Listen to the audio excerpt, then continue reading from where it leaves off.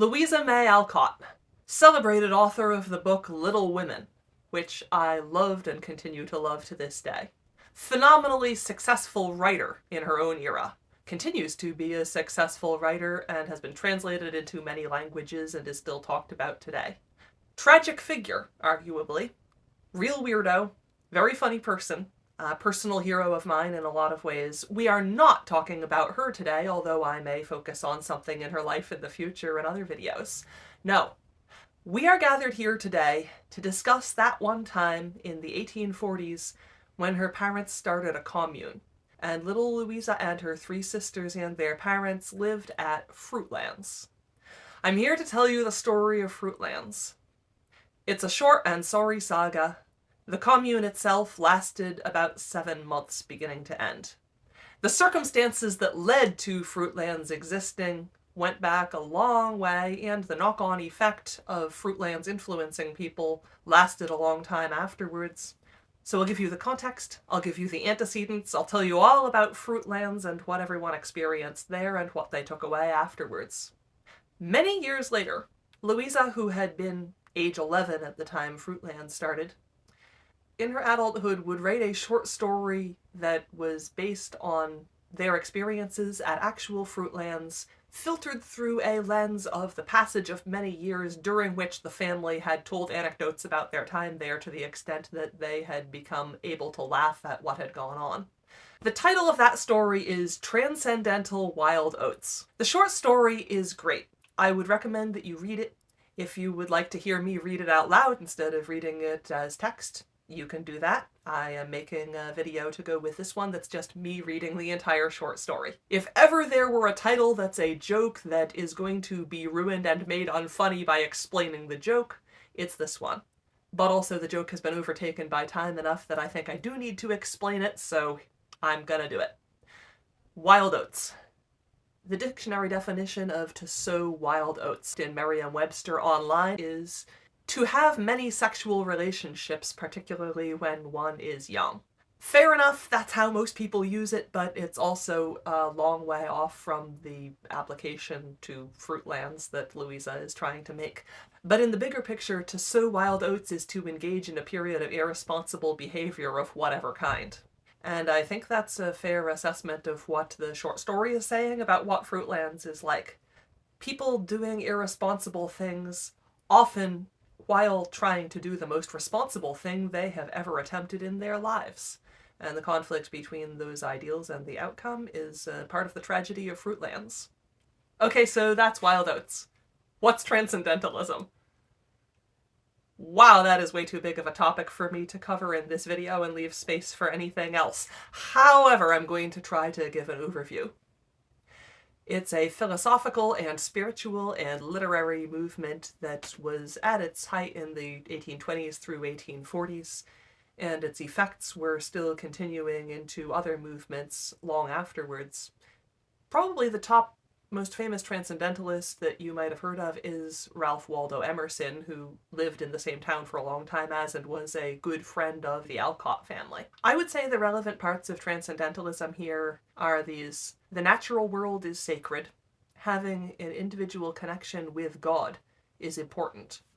The individual contains the divine, and children, and this is a big deal in Bronson Alcott's life, children are born good, children are born without faults and only acquire faults as time goes on and they have contact with harmful people or harmful parts of the world. So individuality is important. Cherishing people's individual development is a big deal. There's a lot of overlap with educational reform movements. There's also a lot of overlap with the anti-slavery movement. It wasn't a perfect one-to-one correspondence, but a lot of intellectuals who lived in New England and were considered transcendentalist thinkers were also active in the anti-slavery movement. A lot of transcendentalist writing is creative work about how wonderful nature is and how harmful factory work and civilization in general is towards human beings. They aren't necessarily devoted to farming and cultivating the earth themselves. A lot of the things that a transcendentalist writer would get excited about are the unspoiled natural world. Like, I would sum up the way I picture a transcendentalist experience is that I picture to myself, you go for a walk in a place of natural beauty, far from the town in which you live. There are pine trees. You're out in the woods as the sun goes down and you see the first stars come out. You're alone, but you're happy. And while you are out there and enjoying the beauties of the natural world, listening to the wind in the branches of the pine trees, you feel an intense spiritual experience, a connection with the divine that is so personal to you that you maybe can't even put it into words that would make sense to another person. But that doesn't matter because it's meaningful to you. And that drives your creativity and your sense of what God is ever after. So a sense of becoming one with something greater than yourself is available to people sometimes in beautiful natural settings. A great example of this is Walden by Henry David Thoreau. He goes to the woods, he spends years living in a cabin and contemplating natural beauty and having deep thoughts out there, and he writes them all into a book, which I enjoy tremendously. I'm going to read you a quote from Ralph Waldo Emerson talking about experiences he'd had. He says, "Standing on the bare ground, my head bathed by the blithe air and uplifted into infinite space, all mean egotism vanishes. I become a transparent eyeball. I am nothing. I see all. The currents of the universal being circulate through me. I am part or particle of God." That right there, feeling so moved by the beauty of a scene that it becomes a sense of spiritual connection, and it's so personal you might not be able to explain it to anyone else except by writing poetry about it, for example. That's Transcendentalism writ large. So I'd like you to meet our lead players. First of all, Abigail May. She was born in 1800. She was one of a large family of whom only 3 siblings lived to be middle-aged. And she had a thirst for education when she was younger that was never completely satisfied. Her parents did give her a great deal of educational care when she was a young girl. When she was 12 to age 15, she had a tutor, Eliza Robbins, who was a well-known children's writer and educator. So her parents were doing a lot more than they had to give her an education. However, this was a family in which the expectation for boys was they would go to Harvard, and maybe after that they would go to divinity school and become ministers. And there wasn't a career that you could have that was anything like that as a woman. Ideally, you would marry, and you would marry a man who had a career that was going to set you up with stability and comfort for life. If you really didn't marry, then your options were basically live at home with your family for the rest of your life in idleness or find something to do. When Abigail was 17, her family was trying to get her to marry her first cousin, and she was massively not into him. Her brother Samuel and she had been very close for all of their lives. He was on the career track of go to Harvard, go to divinity school, become a minister, and I think he could see that she wanted further education and wasn't getting it. Her brother helped her get out of the house. Abigail went to live with a pair of grown-up siblings who were teachers, John and Abigail Allen. And Abigail Allen taught Abigail May a huge variety of subjects. They covered languages, history, geometry, astronomy, chemistry, botany, moral philosophy, and theology. Abigail May came away thinking that she could be a school teacher herself. Over the next few years, Abigail tried to go into teaching and she hit a series of setbacks. She and her older sister wanted to start a school together. Her older sister got married, so that was the end of that plan. Other things came up. Another sister died unexpectedly and tragically and left young children. Abigail then spent a lot of her 20s helping to raise those kids. Abigail was living with Samuel and his wife Lucretia in rural Connecticut, where Samuel worked. Abigail was 27 years old. She still wanted to go into teaching, and she'd been keeping her ears open for an opportunity. And Samuel May was responsible for the quality of education in his district, so he had been corresponding with educational reformers who were going to come and talk with him about possible hiring opportunities for public schools. One of them was supposed to come over to the house to talk with Reverend Samuel. Abigail opened the door. The young schoolmaster who was there to talk with Samuel, Bronson Alcott, he's beautiful. He has great big dreamy eyes, blonde hair, this lovely wistful expression, and the most gentle, restful sounding voice. Multiple people, not just Abigail, talk about feeling this deep sense of peace when Bronson starts talking with them.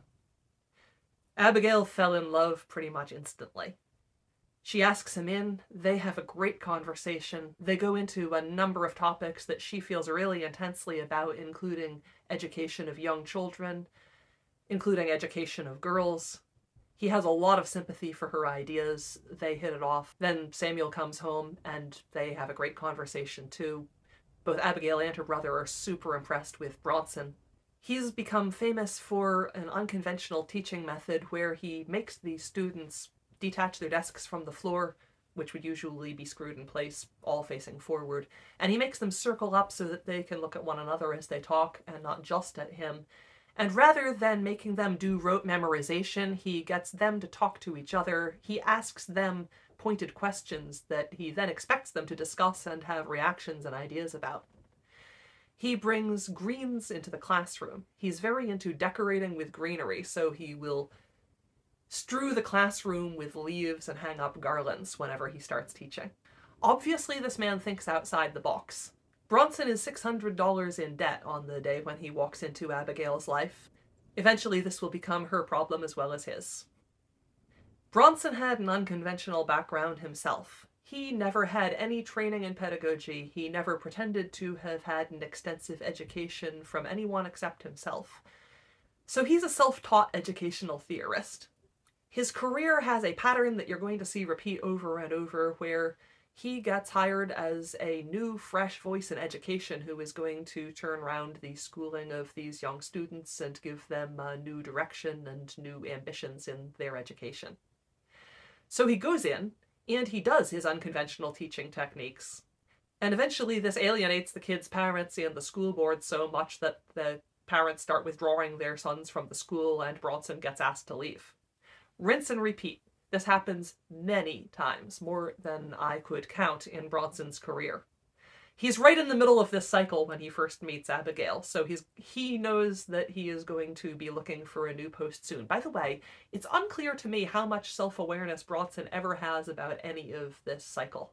To be sure, he was completely uninterested in doing anything to change it, including bowing to the requirements of school boards or in order to please parents, making his teaching techniques more acceptable to their requirements. Instead, he would watch his school attendance fall off and go home and make angry, saddened journal entries about how they didn't understand him and compare himself to Jesus. This is also going to be a repeating theme throughout his life. He and Abigail had a great conversation where they poured out their ideas about what education should be. She found him in complete sympathy with her ideas about how children should be taught to think and act for themselves, to have their own ideas and not just be unthinking automata that repeated things by rote. She thought that women were not educated up to their abilities by any means, and she took her own life as an example of the curtailed opportunities there were out there for girls who wanted more schooling. Bronson left super impressed with Abigail as well. He went home and wrote a very positive diary entry about how thoughtful and sympathetic she was, and how very much of his mindset she was, and how she was around his age, and how interested he was in her.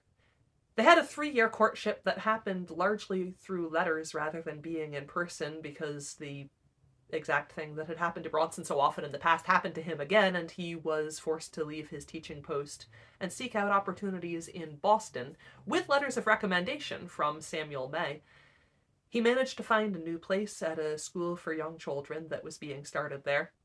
Abigail went to the extent of visiting with her estranged family in Boston, who she'd been avoiding for months or years, in order to spend some time with Bronson. She wanted to be Bronson's assistant teacher. In fact, she applied for the post, and he turned her down. And her feelings were extremely hurt by this, because after all, from all he'd been saying in person and in their letters, he seemed to have the highest opinion of her abilities. In fact, it appears from Bronson's journal that he didn't want to hire her because he had enough self-awareness to see that this position was likely to not last him forever, and when the school board and the children's families got sick of him and let him go, then he wouldn't be able to see her anymore. No. He was starting to realize that he wanted her with him for the rest of his life. Only he was also reluctant to say so. He seems to have had a lot of misgivings about being married, even as he realized that he wanted Abigail in his life. And meanwhile, Abigail was hurt and confused and didn't know what his intentions were by her, and she took to going out for long walks just at dusk in hopes of accidentally on purpose running into him and having some conversation. They go on like this for an entire summer. At some point late in the summer, they manage to have a conversation in person where Abigail asks him the 19th century equivalent of, "So are you into me romantically or what? Because I'm so confused." Bronson takes out his journal and wordlessly points to a passage in which he agonizes over how much he would like to ask her to marry him, but how much he also is hesitating to do so, thinking himself not worthy of her. And she's so touched by this that she proposes to him on the spot, and they decide that they will make a go of it. Abigail's dad is angry and baffled because Abigail could have had her pick of wealthy, powerful suitors, starting with that cousin and working through a lot of other local young men, and instead she's throwing herself away on this penniless schoolteacher. Bronson had a lot of charm, but it didn't really work on anybody but Abigail and her brother got disillusioned with him too before long. When he started to realize how little Bronson seemed concerned with the practicalities of marrying and settling down, another member of the family tried to get Bronson a new job, because the cycle is happening again. The school that he moved to Boston to work at is starting to get disenchanted with him and make noises about letting him go. Abigail's brother-in-law tries to find Bronson a new teaching post with an organization that Bronson hates, and he says right out that they are indifferent to everything truly good, and he will have nothing to do with them.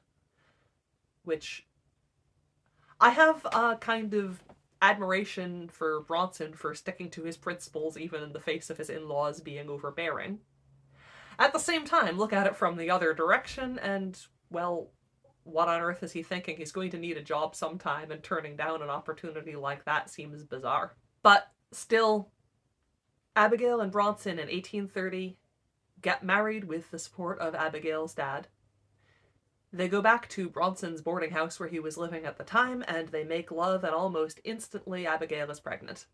Also, almost instantly, she is fretting in her journal and all of her letters about his employment prospects and how difficult the money situation is. This is going to continue for most of their adult lives. It takes till that fall for him to get another job offer. When he finally does get a job offer again, it's in Philadelphia, so they're going to have to move. That's a pattern they'll do a lot too. I'm taking a lot of the research from this video from the book Marmee and Louisa by Yves Laplante. Something she says in that book really rattled me, which is, in their first 30 years, the Alcotts would relocate more than 30 times, mostly to rented or borrowed homes. That sounds exhausting. Anyway, rinse and repeat the teaching and being let go cycle in Philadelphia. Their family grows. They go back to Boston. Bronson's most famous and still renowned teaching gig is at the Temple School back in Boston.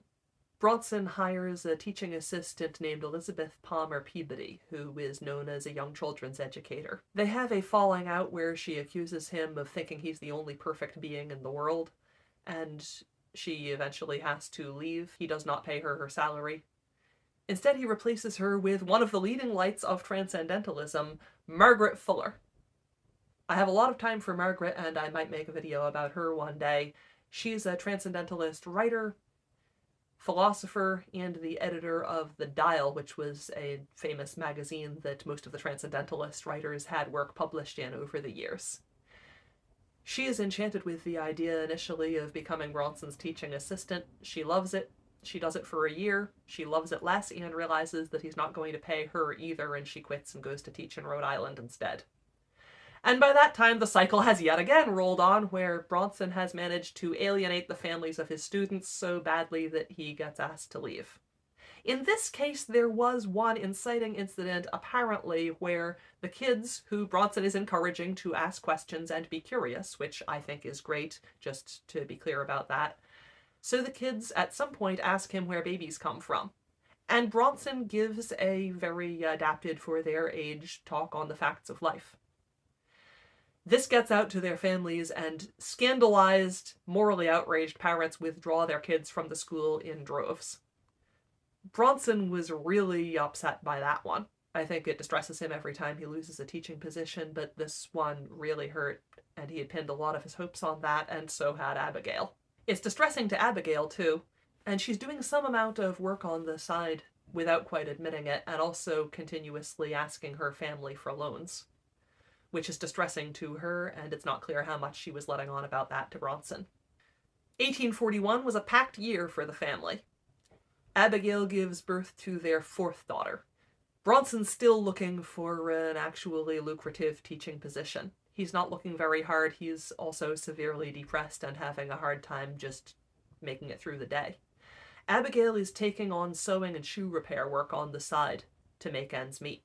The family is still really badly in the hole financially. They owe a lot of money to a lot of different people. Later in the year, Abigail's father, Colonel May, dies and leaves her a lot of money. Bronson is so deep in debt by this point that Bronson's creditors sue the May estate for the recovery of their money. Normally, this would clean Abigail out financially because it's the 1840s and legally any money that she has also belongs to her husband. However, Colonel May and Abigail's family thought of that. Colonel May has tied up the money such that it can only be accessed by Abigail and not her husband. He appointed Abigail's brother and cousin, who are both named Samuel and who she trusts and gets along well with, as the trustees of the amount. So they can disperse it to her when she asks for it, but Bronson can't access any of it unless Abigail May deliberately gives it to him. With that said, it's immediately tied up in probate for years, so she can't immediately take the money and clear all of their debts, which I would think that she would if it had been her decision to make at that point. And Bronson is severely depressed and catastrophizing and working at dead-end jobs trying to get along, but his heart isn't in it. Abigail describes him during this period, quote, distorting every act, however simple, into the most complicated and adverse form. So they're really in a bad way, and a friend of the family and someone who has a very high opinion of Bronson as a thinker is Ralph Waldo Emerson. Emerson invites the Alcotts to come and live with him and his wife in Concord. The idea is they'll all move in together and be mutually supportive. Bronson actually really likes this idea a lot. He gets excited about it in a way he hasn't been excited about anything for ages. Abigail doesn't like it. Abigail is very uncomfortable with the idea of having to answer to the Emersons. No matter how much she may like them as friends, living in the same house with them would mean having to take their opinions into consideration and not just her husband's and her kids. She has a great line about how much she doesn't want to have to cooperate with them. She says, "Everyone burns their fingers if they touch my pie." So she doesn't want to be told what to do, even by nice, well-meaning people. That didn't work out, but around this time, Bronson starts talking about something that comes to be called the consociate family, which is what I'd call a commune from my modern perspective. A group of people who will live together in the same building or the same set of buildings and cooperate on a mutual endeavor, be mutually supportive, and create a world where they can live together without money, without property. Everything will be held in common, and they will mutually care for one another and see to one another's well-being and work for a common cause.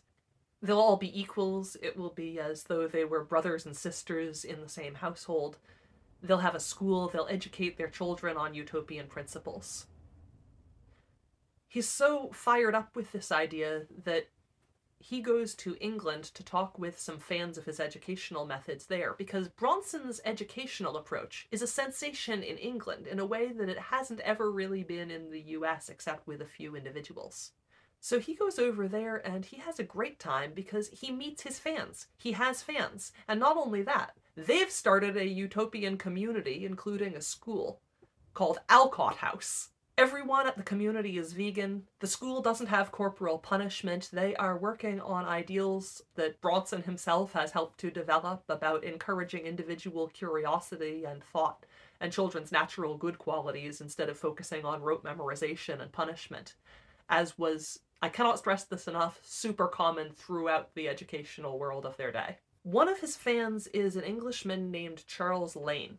He's a transcendentalist thinker, and he has ideals that a lot of people think are just too extreme, so he and Bronson have a lot in common immediately. Charles Lane was separated from his wife and had one young son. He was a strict vegan with ideas about diet and clothing reform that go hand in hand with his ideas on educational reform and utopianism.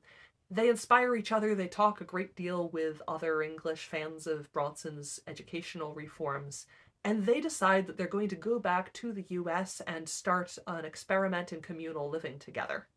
And if it's a success, they'll draw in other people and they'll start other utopian communities throughout the world.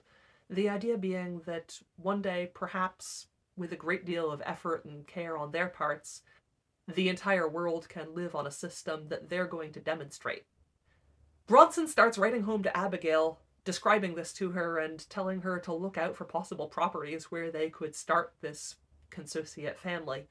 It has to be a farm, it has to be something that they can afford with Charles Lane's life savings. The only person in this situation who has any money to speak of is Charles Lane. He has house buying money, and if he puts it all into buying a property, they can get started together. So Abigail does scout a few properties. She doesn't find anything that suits them that she and Bronson can finalize through the mail.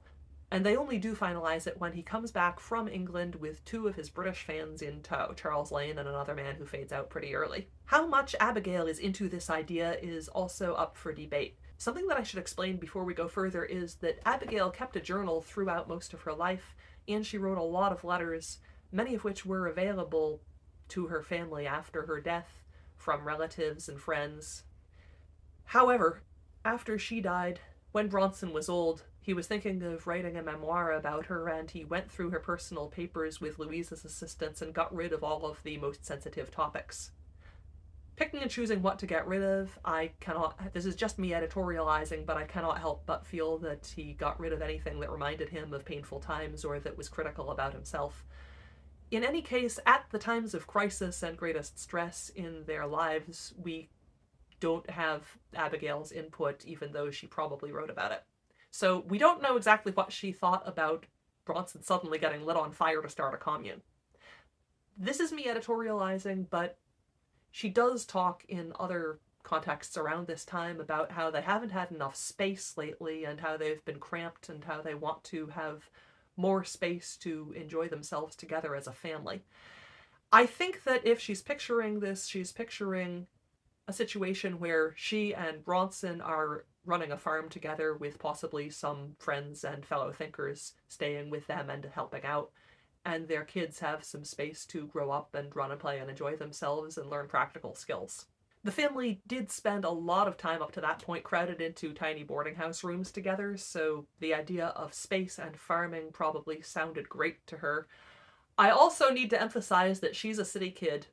Bronson technically did grow up in the country, but he's never farmed in his life. Almost all of the people involved in this are city kids and have never been near a farm ever, and have no idea what they're getting into. None. So Bronson comes back from England on fire to start the consociate family together. He has two fans with him, Charles Lane and Henry Wright. They move in with the Alcott family, and for the next nearly a year, they house hunt together for the ideal site for the commune to start. The house was already tiny for the Alcotts and their 4 kids, and there are now 6 adults and 5 children living in one tiny cottage together. And how do they get on? They don't really. Charles Lane alienates Abigail pretty much instantly. He had some good points. They're pretty much invisible to me because of how visibly nasty he was to be around. Abigail writes in her journal, "I am almost suffocated in this atmosphere of restriction and form. Perhaps I feel it more after this 5 months of liberty and option." Up to now, she'd been educating her daughters. Charles Lane is suddenly the one in charge of teaching her daughters. They hate it. They hate him. They really did not like having to learn from him or answer to him. Also, Lane's on a restrictive diet for ethical reasons and for healthful reasons. Bronson thinks this is great. He started doing it too, and he expects the entire household to follow suit. Not only is Lane a vegan, he won't eat cooked food. To do Bronson justice, During this time, he's taking care of meal preparation himself. The meals are kind of upsetting sounding, even to me, and I want to say that this next bit is not me making fun of vegans. I'm a vegetarian, sometimes vegan myself. However, I also think that that means I am uniquely qualified to say that Lane is being a jerk. A typical meal that Bronson would be laying out at this time would be oatmeal pudding, whole wheat bread, apples, and nuts. That's it. Over and over, some variation on those things. That was what Lane ate, and that was what the whole household was expected to eat as well. And even so, Lane is taking the opportunity to say that the apples don't taste mellow, even as the Alcotts bend over backwards to accommodate his food requirements. After some time at this lifestyle, the other English fan gets fed up and leaves. Not Lane. He's fully in. He is going to put all the money he has in the world into starting a communal living project. Finally, he and Bronson find a place that they can see themselves starting the Consociate family. It's in Harvard, Mass. Note for people who are not from Massachusetts, Harvard, Mass has nothing to do with Harvard University. Harvard, the village, is in central Mass. It's a rural area. Then, as now, a lot of farms. It's time to get that Consociate family going. The property costs $1,800. Lane has $1,500 to put into it. Bronson has negative amounts of money. They ask Emerson for a loan and he turns them down. During this time period, Emerson had grown steadily more disenchanted with Bronson, to the point where he was writing letters to Margaret Fuller, which I don't think Bronson ever knew about, saying things like, "I would as soon exert myself to collect money for a madman." Presumably he's thanking his lucky stars that the Alcotts said no when he, Emerson, asked them to move in with him years earlier. So anyway, the Consociate family is going to have to get a mortgage. Abigail gets her brother Samuel to sign as a guarantor on the mortgage. She still doesn't have access to her inheritance at this point, so I can guess, but I don't know, whether she would have just sunk it all into Fruitlands too if she had had access to it. She seems to have longed for space, even more than when Bronson was in England. After nearly a year of living packed into their cottage together, she is desperate for some room. She talks in the past tense at this point about their, quote, 3 eventful years in Concord. Not being clairvoyant, she has no way of knowing this, but things are going to get a whole lot more eventful before they even start getting better. So they're moving to the old Wyman place. 1 dilapidated farmhouse, 1 barn, 90 acres of land. Not all that land is in a condition to be plowed and farmed. There are 10 old apple trees on the property, and that's a big draw for the Consociate family. They move in, and optimistically they name the place Fruitlands. They're going to have orchards. These trees are just the start. So it's June 1st, 1843, they take possession of the place. Bronson describes their buying the place as liberating the land from human ownership. One of the things that I think is genuinely beautiful about this, and it kind of breaks my heart how unfeasible it is, Bronson and Charles Lane both seem to have seen this as a way of making the piece of land outside of the system, outside of capitalism, outside of the law, outside of civilization in the bad sense, the kind of civilization that they hated and that they thought had given the world all of its worst things and humans all of their worst tendencies.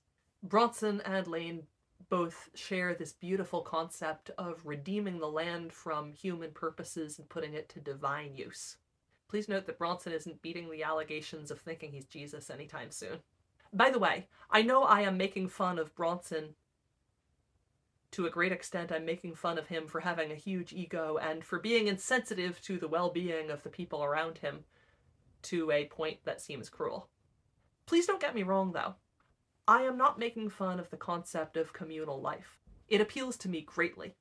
Part of me yearns for a world that's much like what Charles Lane and Bronson Alcott were picturing. I want to live on a happy, well-run farm with a lot of other adults who are all equal to one another and live together like brothers and sisters who get along well. I want to spend a lot of time outside and have a variety of tasks, all of which I've been trained to do and can enjoy. I want to spend a lot of time together talking about lofty ideals, reading books, and just generally have a sense of the realness of things that you get from doing manual labor in a healthy setting. I love these ideals. But part of why I'm obsessed with Fruitlands is that the way it actually came to pass is like a how not to do it horrible warning for commune fans. So here we go. At Fruitlands, everyone will stick to a heavily restricted vegan diet on Lane's plan. The day will start with cold showers. Cold water is a huge deal for Bronson and for everyone around him. Abigail will see this as a powerful thing throughout her life. At one point, she works in a spa much later in life where you have to be soaked in cold water regularly for your health. They all believe that taking cold showers regularly will toughen you up and lessen your susceptibility to illness and be good for you in general. So they're going to take cold showers regularly. They're going to wear plain garments. Plain clothing, plain garments. Works out to mean linen only, because you can't wear wool, that's exploitative of the sheep. Okay, that's debatable. That's still a conversation some people are having even today. A lot more immediate. You can't wear cotton. It's 1843. Slavery is still in full swing in the US, and cotton is a product of slavery. If you buy cotton, you're supporting a slavery economy. I completely understand they're having scruples about this. At this point, being outspoken for the anti-slavery movement makes most of the white people you will ever meet treat you like a weirdo. And something that I admire, seriously, about Bronson is that he had no fear ever about looking like a weirdo if it was for a good cause. So at Fruitlands, everyone wears a linen tunic over a linen trousers and a big shady hat. The tunics were a little longer for the women than for the men, and the hats were a little bit bigger, but basically it's a non-gendered costume. Everybody has the same standard issue outfit. And then there's that diet. That's going to be Abigail's responsibility. Sadly, we don't have a breakdown of there ever being a discussion about this, or whether it just fell to Abigail by default, or whether she started doing all the cooking automatically and then the enterprise ballooned into the enormous ordeal that it became. No meat, obviously. No animal products. No milk or butter. So far, those are still concepts in vegetarianism or veganism that you'll encounter. No eggs. No honey. Honey is obtained by exploiting the labor of the bees.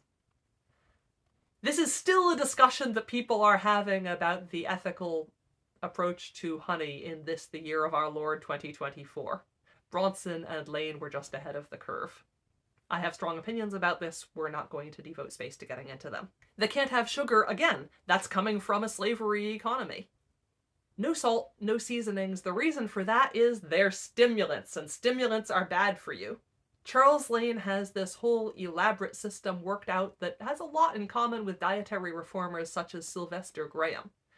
The idea being that any stimulant is bad for you. That includes spices, seasonings, coffee and tea. You can't have coffee and tea at Fruitlands.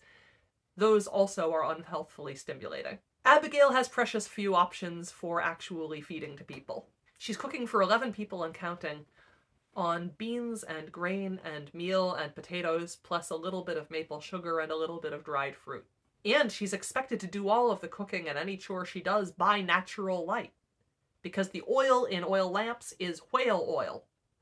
And hunting whales is bad too. And I agree, hunting whales is bad. I do not want whales to die either. I think it's unethical. However, there weren't a ton of other options that she could fall back on, and Fruitlands talked about using other sources like bayberry candles, for example. Every source of light seems to have some kind of unethical or exploitative practice connected with it. And like I said, I disapprove of whaling too. Just, oh my god, Fruitlands people, can you please relax your ethics for 1 minute? Abigail seems to have put her foot down and insisted that she needed to have a lamp for doing chores and reading by.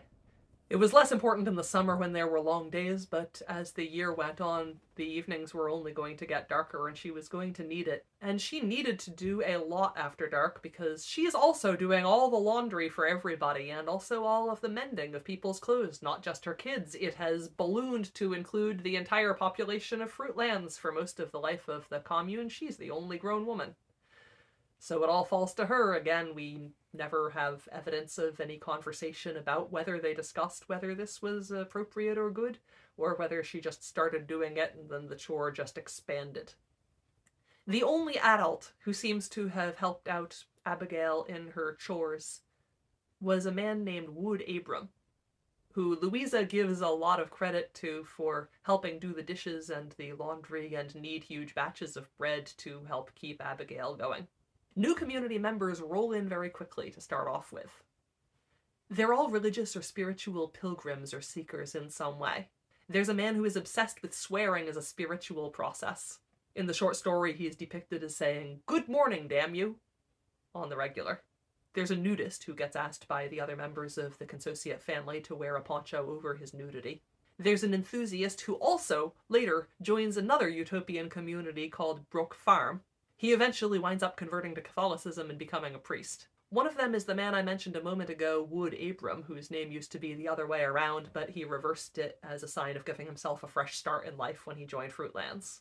One of them is eventually Miss Anne Page, who joined late in the life of the commune and was the only woman present except for Abigail. The number of commune members fluctuates wildly because some people just drop in for short spans of time and some people live locally and just come in for the day. They get a lot of turnover, but there are constantly a lot of people there, including Emerson, who comes to visit and has some reservations about it, but gives a tentative positive review of the place in his letters afterwards.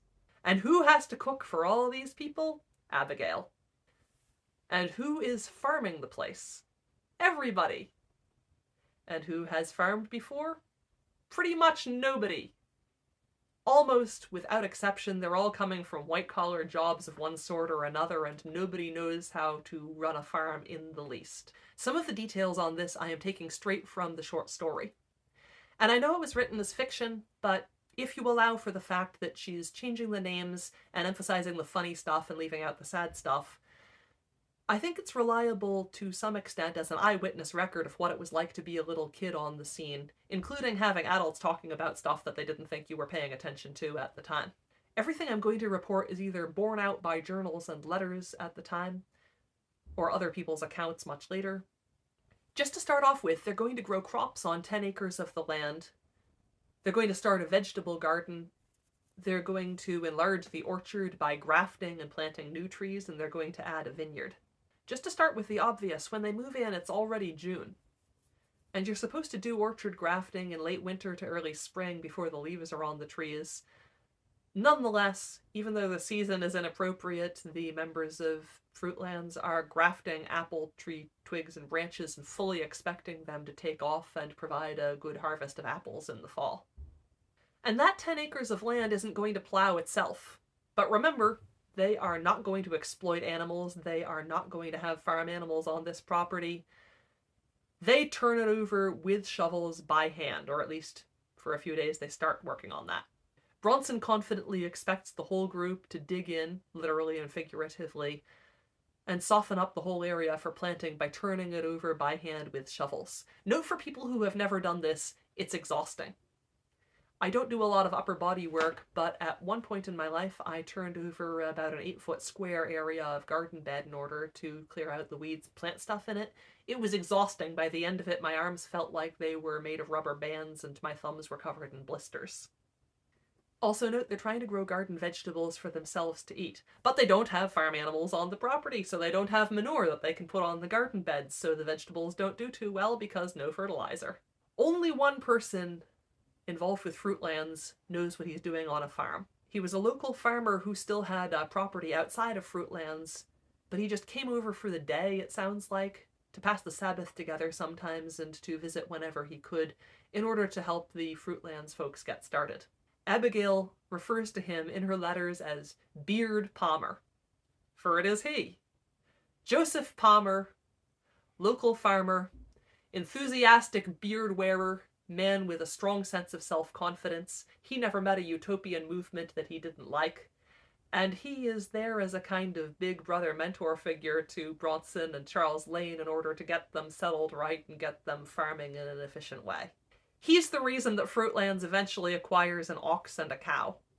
So now they have animals to pull the plow with, and Bronson reluctantly accepts that they're going to have to do this for the moment because the other methods were just not working out. But hopefully this is temporary and they can find some other means to do away with having farm animals in the future.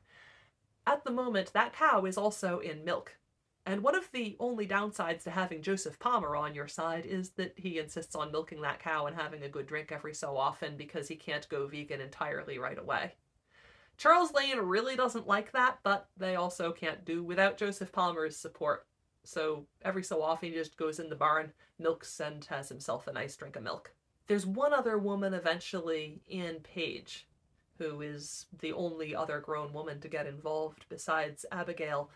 When she showed up to do her essential interview to find out if she would be moving into the place, she got a chance to talk with Abigail and asked her, "Are there any beasts of burden on the farm?"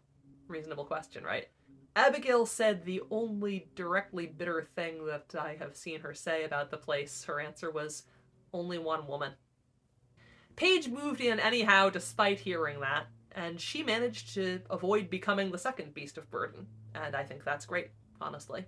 Since we have Louisa's childhood journal and the depiction in her short story many years later, we know that Louisa could not stand Anne Page. She hated her pretty much instantly. In the short story Transcendental Wild Oats, Anne Page comes across as a smug, lazy freeloader who just showed up to have a nice time and sit around with her feet up writing poetry and having deep thoughts and talking a lot, but wasn't interested in helping Abigail with any of her difficulties.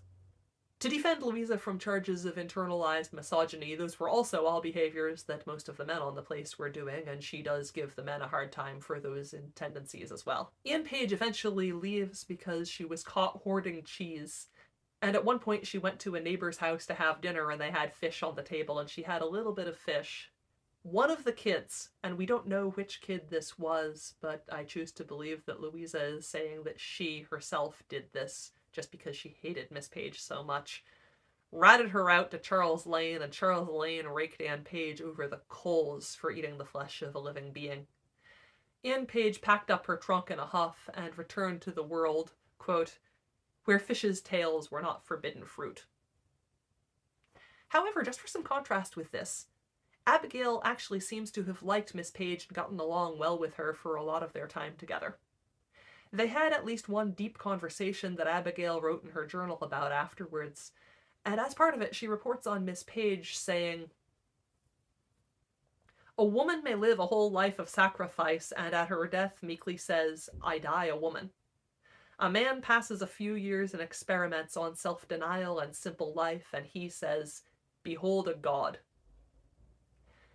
Abigail agreed intensely with this in her journal without ever quite saying whether this was something more than a theoretical question. Shortly after this, Bronson and Charles Lane go out on a lecture tour to, among other things, try and spread the good word of the Consociate family to the world at large. They're hoping to make converts, they're hoping to attract interest, they're hoping to inspire fellow thinkers to go out and do likewise. In the background of all of this, Abigail was starting to notice that Louisa was an enthusiastic writer and gave her a journal during that summer and encouraged her to write in it on the regular, which is how we know a few of the eyewitness details that she took down at the time. Much later in adulthood, she would refer back to that journal in order to write Transcendental Wild Oats. So that 10 acres, they've managed to plant a lot of it under grain. And in early September, Bronson and Charles Lane go on a lecture tour through Rhode Island, Connecticut, New York City, looking to rouse enthusiasm, maybe make new converts, maybe draw more people to Fruitlands. In the meantime, back at the homestead at Fruitlands, there's Abigail, her daughters, Charles Lane's little boy, William, and that's about it. Everybody else has either left or is out of range doing something transcendentalist. And a storm comes up just at the point when the grain is getting ripe and needs to be harvested, so she and her daughters and young William together have to get the crop in without anybody else's assistance. It's a massive task and they nearly don't manage it. Most of the crop is saved, thanks to their efforts alone. They work like mad and they finally get it under cover. I think that might have been one of the scarring experiences that made Abigail make the decisions she's about to have to make. So only 7 months that Fruitlands existed, it seems to no sooner have begun to flourish than it began to fall apart in some lights. And if I was going to analyze what destroyed it, I'd say there were a lot of different things. There's not one obvious factor where everything blew up in an instant. Top of my list of things, there wasn't an organizational force. Charles Lane had his ideas about diet, Bronson had his ideas about education. They didn't get past the practicalities of how do we farm in order to be able to put those ideals into practice. There was no one in charge who both knew what to plant and when to plant it and how to care for it, and had the authority to say do this, do that to the members of the group. There was no alternative organizational force within the group to make everybody collectively make those decisions together.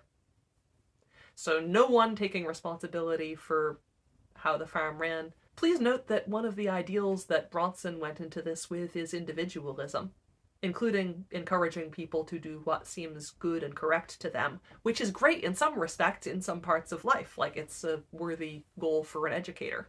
It's not going to get the farming done. Another big factor was money. They sank a lot of money into this to begin with. They didn't successfully grow anything or create anything that could have helped them recoup their losses in the first year.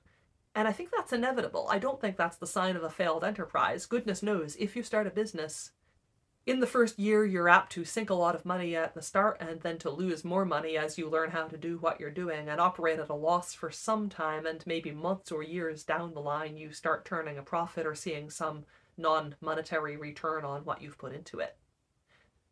So I think there's a world in which if they'd had other things go right for them, they could have stuck with farming and seen a profit come back on that, maybe a monetary profit. Maybe they would have been able to initially make money, make the farm pay, such that they could sell things to people outside the farm, and then use that in order to become more and more self-sufficient. They didn't really have the time to take those routes because Fruitland folded the same year that it started. As the weather got colder, people started dropping off in droves. There were fewer people staying full-time. There were people coming to visit. Abigail resented them for coming to gawk and eat up their food and then not actually contributing to the place and going away and saying snide things about them afterwards. And Fruitlands exists within a wider context in which they owe money to the bank. They couldn't pay the mortgage when it became due in November. The first payment would have been $75. No one in the Consociate family had that kind of money. Charles Lane has been cleaned out. They put everything he had into buying the place. Abigail might have been able to prevail on her brother Samuel to spot them the $75 for the first mortgage payment. However, she told him not to do it. We have her letter to him saying, "I do not wish you to put a cent here." She's freezing. Everyone's freezing. The farmhouse is cold and drafty. They can't afford sufficient fuel. They don't have enough to eat. They have no prospects of getting enough to eat in the near future. They've barely grown any crops, and they've had a great many mouths to feed, and they've eaten through whatever they had created on the farm. More than that, the children keep getting sick. Abigail has been trying to toughen herself up by taking 2 cold water showers a day. It isn't working. She feels awful. The kids are having a terrible time, visibly. She's had enough. She can't do this anymore. Suddenly it's within her power to determine whether they struggle on doing this indefinitely or end it right now, and she chooses to end Fruitlands right now. I'm not clear whether Bronson ever knew that it was her decision and not her brother's, and if he did know, what this did to their relationship. They were struggling regardless. One of the things that Louisa does not get into talking about in the short story because she's trying to be funny, and this is extremely unfunny, is that she was a little kid lying awake in bed at night when they thought that she couldn't hear them, listening to her parents talk about splitting up. They already knew Charles Lane was going to leave sometime soon, and he was going to join the Shakers and take his son with him. Bronson was considering leaving when Charles Lane did, and maybe he would also join the Shakers. There's a distressing moment in the journals that she kept at the time where Louisa says, "Father and Mr. L had a talk, and Father asked us if we saw any reason for us to separate. Mother wanted to. She is so tired." The family ended up splitting up temporarily But in the end, it wasn't Bronson's decision, it was Abigail's. By late November, most of the Fruitlands residents had left. It was cold, they were uncomfortable, they were underfed. Anyone who had any prospects of anything better anywhere else had left. Bronson spent Christmas that year in Boston at a conference. It's easy for me to editorialize, I know, but I can't help seeing this as him continuing to be deeply in denial about the problems at home. Abigail prepared stockings and small gifts for the children for Christmas, and they had a little party with some neighbor children. But Louisa could still see that things were in bad shape and that her mother was worried. Turns out Abigail was taking matters into her own hands a second time by getting in touch with their neighbors, the Lovejoy family, and arranging to rent part of their house for the foreseeable future. At the beginning of January 1844, she and the kids pack up all the books and all the furniture and all of their clothes, and they march over to the Lovejoys and move in with them. Bronson came back from the conference and was outraged and horrified at this. I think he saw it as a betrayal. It sounds like Abigail expected him to join the family there immediately, and he did not immediately want to. They had conflict about this. Bronson insisted that he had to live in a communal setting and that he could not live for one family alone. Abigail was just as firm that she had to live for one family alone, theirs. And she was clear that there was nothing for her in communal life and no way for her to live in a commune again without foregoing the close bond with him and their kids that she wanted to have. It's not clear exactly what happened next to Bronson. Some of the writers on this have described it as being an immediate move of the whole family, including Bronson, to live with the Lovejoys. From the letters, it sounds like it might have been a bit messier than that. Bronson seems to have stayed on at Fruitlands, alone, in the cold house in January with no prospects, for some length of time, while Abigail and the kids were starting their lives over with the neighbors as housemates. At some point they were reunited and he moved in with Abigail at the Lovejoys. And at some point in here, he had what I can only describe as a time of despair. We already knew he was subject to depression. So is Abigail. Eventually their daughter, at least one of their daughters, will be so as well. This is more extreme than that. He just seems to give up on life. Even in the short story, this is pretty grim stuff. It's not clear exactly when and where this part happened, but from context it seems likeliest that this happened after they had all moved out of Fruitlands and there was no possible option of making a success of the place. Bronson lay down and refused to eat or drink. He was like that for days. He seemed to be trying to die. At some point, Abigail seems to have encouraged him out of it enough that he could take something to eat and drink. He had a mental crisis that we don't know a ton about. He either chose not to write about it himself, or the papers were destroyed if he did. But that was truly the end of Fruitlands, and that was the end of the idea of Fruitlands. The Alcotts didn't try to start a new communal life anywhere. Bronson may have thought about it, but he never seriously tried to act on it again. Just to give a little where are they now? Fruitlands, the farm, has been repossessed by the bank. Our friend Beard Palmer buys the place. He has utopian ideals as well, and he ran the place as a different type of commune, apparently with some success for many years. The idea being that it was a farm where anybody who was without a home or otherwise on the road or in dire financial straits could come and do farm work there for him for a time in exchange for 3 meals and a comfortable place to sleep at night. That seems to have been a pet project of his for the rest of his life, and he seems to have professed to be satisfied with how that worked out. So the land itself does continue to be a commune in some respects, just not run on the same lines as Fruitlands, and with a strong central figure who is calling the shots and knows how a farm works.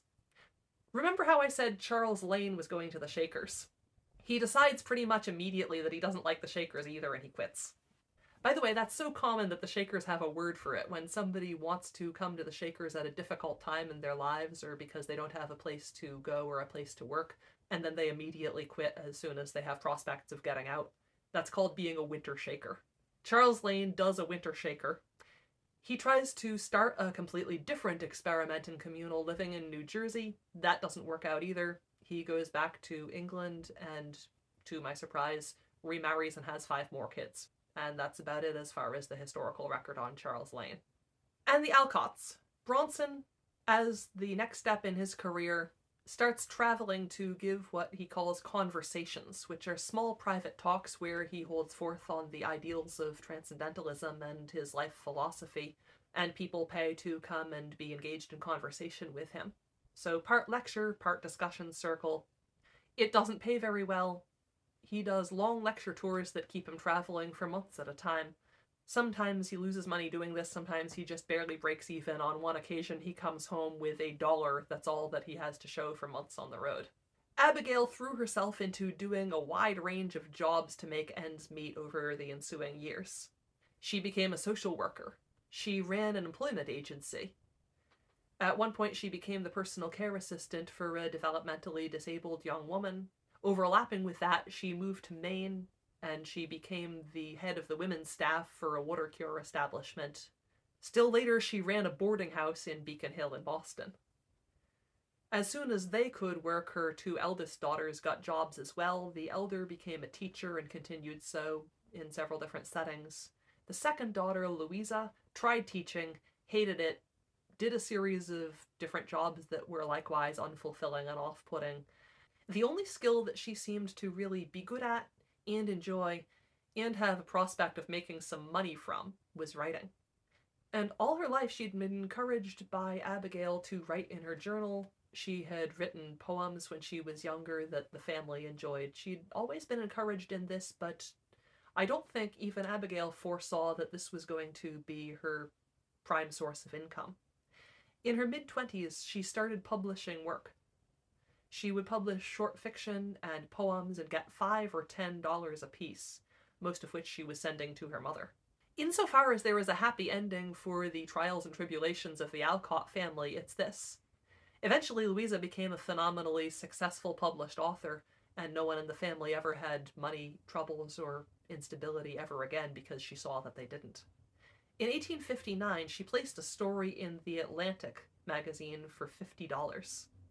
That was a huge deal. That was more money than she could have made in a month as a school teacher. And I may say that just today, in 2024, $50 would still be a respectable payment for short story placement in a magazine. It's rough out there for fiction writers. Anyway, she devotes much of her 20s and 30s to becoming established as a writer. She is prolific. She has a special hat and robe that she wears for her scribbling times. When she has the red and green silk hat and robe on, it means you mustn't disturb her, she's working. In 1868 to 69, she published the work that she's famous for, Little Women. It's a coming-of-age story about characters who bear a very strong resemblance to herself and her sisters and their parents, lightly fictionalized as the March family. Her mother's family name was May, and the name she chooses for her fictionalized version of their family is March, and I cannot believe that it took me until I was preparing the notes for this video to notice that she did that. All of the pseudonyms are pretty on the nose in Transcendental Wild Oats, too. It's a commercial success pretty much instantly. She has a huge fan base, and they are voracious readers. The first volume comes out, and they're already clamoring for the second. Louisa sees a huge profit from this, and she makes sure that her parents and her sisters and her eventual nieces and nephews never want for anything ever again. As for Bronson Alcott, very late in life, he becomes a lot more successful as a public speaker giving his conversations, and I think it's very much due to a lot of people reading Little Women and looking around saying, that was great, where can I have another experience like that? And there isn't another experience just like that available, but Bronson Alcott is alive and they could go and talk with him just to feel the love. When he's very old, he goes back to teaching, but this time it's in adult education, and for what I see as the first time in his life, it goes remarkably well and continues successfully for 9 years. He starts the Concord School of Philosophy. It starts small, it meets in the Alcotts' home. It attracts a lot of next-generation transcendentalist thinkers and admirers of his educational work, and it continues to the end of his life. By the time Abigail and Bronson were old, Fruitlands had become more of a joke between the members of the family than anything else. They often recounted anecdotes about it to their friends and laughed about it together. And the sting had gone out of it with the passage of time, I think for Abigail, definitely for Louisa and her sisters. So I can see how she could write a short story about the funny parts of it, and she does manage to successfully have a laugh at it, but there were painful events too, and it seems like a unique experience to be a child witnessing. It seems like a fairly unusual experience to be an adult as well, to be a participant in Fruitlands. And yet, it was happening at a time where intentional communities similar to Fruitlands, with a lot of the same ideals, were springing up and often having a lot of the same problems unfolding for similar reasons. I mentioned Brook Farm. Fruitlands is endlessly fascinating for me because the people involved had ideas that I find important to this day. Relatable, reasonable. I share many of their scruples. And watching people make an elaborate plan where they are going to be able to live up to their own ideals, and then the ideals themselves sabotage each other such that the plan collapses. It's like watching a train wreck. Not only that, it's like watching a train wreck of people whom you love. And I think it's a painful lesson in how much people who theoretically love and care for one another can hurt each other, whether they mean to or not. Again, by trying to follow ideals that don't leave room for being humane to each other. And also, if there are little kids around, you'd better just assume that they're listening to everything everyone says and taking careful notes for the future. That's just a good plan in general. Along the path of a useful life will heart's ease ever bloom. The busy mind has no time to think of sorrow or care or gloom, and anxious thoughts may be swept away as we busily wield a broom. I am glad a task to me is given to labor at day by day, for it brings me health and strength and life, and I cheerfully learn to say, head you may think, heart you may feel, but hand you shall work always.